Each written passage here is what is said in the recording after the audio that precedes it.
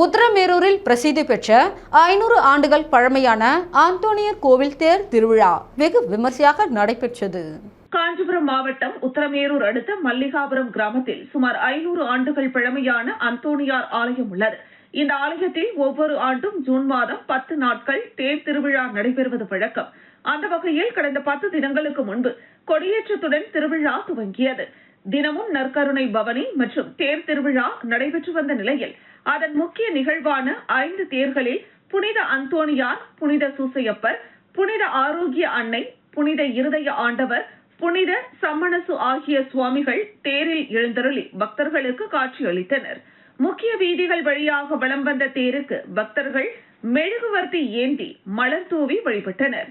முன்னதாக இந்த ஆலயத்தின் பங்கு தந்தை வினோத் தலைமையில் சிறப்பு கூட்டு திருப்பலி நடைபெற்றது.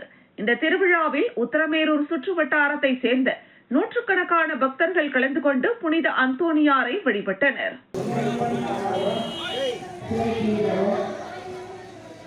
Thank you.